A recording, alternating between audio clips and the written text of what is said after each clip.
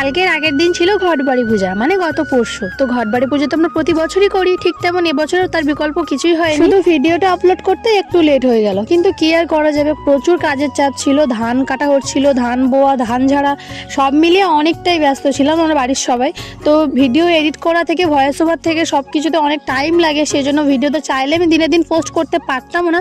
এমনকি আমি কালকে তো মানে গতকাল পোস্ট করার কথা ভেবেছিলাম, কিন্তু গতকালও সকাল থেকে সন্ধ্যা পর্যন্ত মানে বলতে গেলে রাত 8টা বেজে গেছিলো সব কিছু গুছাতে। তবুও যদি ভিডিওটা একটু তাড়াতাড়ি পোস্ট করতে পারতাম তাহলে নিজেরও ভালো লাগতো। তো কি আর করা যাবে, চলো বন্ধুরা পুরো ভিডিওটা দেখতে থাকো, আশা করি ভালোই লাগবে। তো ঘটবাড়ি পুজোর দিন যেটা আমাদের সর্বপ্রথম কাজ থাকে, সকাল সকাল রেডি হয়ে স্নান টান করে অনেক কিচ্ছু জোগাড় করতে হয় পুজোর জন্য, কারণ পূজার জন্য অনেক কিছু লাগে। প্রতি বছরে আমি আমার বোন আমরাই জোগাড় করি, মানে সারা গ্রামে কোথায় কি আছে এখানে ওখানে কি কি লাগে এই মুহূর্তে আমি বলতে পারছি না, অনেক কিছুই লাগে। কারণ প্রতি বছরই আমরা মা ঠাম্মার কাছে মনে করে করে সব কিছু জোগাড় করে আনি, আবার প্রতি বছরই ভুলে যাই। কিন্তু এই বছর ঘুম থেকে উঠে দেখি, কারণ পূজা করব কি করব না এই বিষয়ে একটু কনফিউজ ছিলাম আমি আর আমার বোন। তো সকাল সকাল উঠে দেখি পূজা করার মন্তব্যে ছিলাম, কিন্তু ঘুম থেকে উঠতে একটু লেট হয়ে গেছিলো, সেই জন্য উঠে দেখি আমার ঠাম্মা সব কিছু প্রায় বেশিরভাগ জিনিসটা আয়োজন করেই রেখেছিল।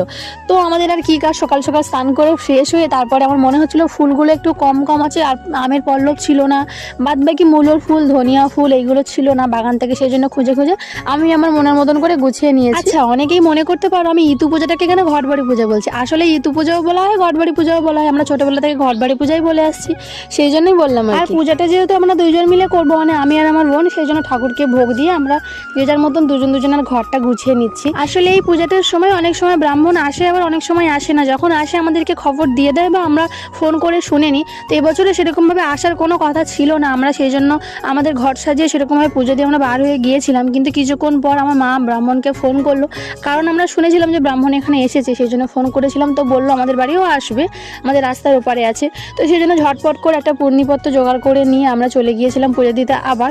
আর ব্রাহ্মণ আসলে পুজোটা কি স্বয়ং সম্পূর্ণ হলো, আমাদের মনটাও অনেকটা ভালো লাগলো যে একদম সব দিক দিয়ে কোনো ত্রুটি থাকলো। আর কি বিরক্তিকর একটা বিষয়, মানে নিজেরই হাসি পাচ্ছে, ভিডিওতে ভয়েস ওভার দিচ্ছে, এদিক দিয়ে মোরগ ডাকছে, ওদিক দিয়ে মাথার উপর দিয়ে পাখি কিচমিচ করে করে চলে যাচ্ছে।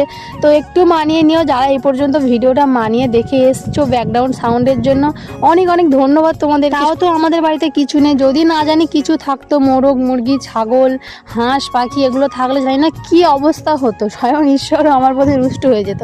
যাই হোক, আমাদের 3টে গরু আছে, মানে হাম্পা 3টে নাম আমি বলে দিই, একজনের নাম মঙ্গলি, একজনের নাম টাবলু, একজনের নাম চিকু, যাদের সামনেই বসে বসে ভয়েস ওভার দিচ্ছি, এখন আমার তাদের নাম না নিলে তারা রাগ করবে। তো ভিডিওটা একদমই শেষের পথে, পুরো ভিডিওটা কেমন লাগলো অবশ্যই কমেন্ট করে জানাবে, ভালো লাগলে লাইক কমেন্ট শেয়ার করতে কিন্তু একদমই ভুলবে না। আর প্রোফাইলটাকে ফলো করো এরকম সুন্দর সুন্দর আরো ব্লগ ভিডিও দেখার জন্য। আর সব থেকে মজার বিষয় হলো সারাদিন উপোস করে থাকার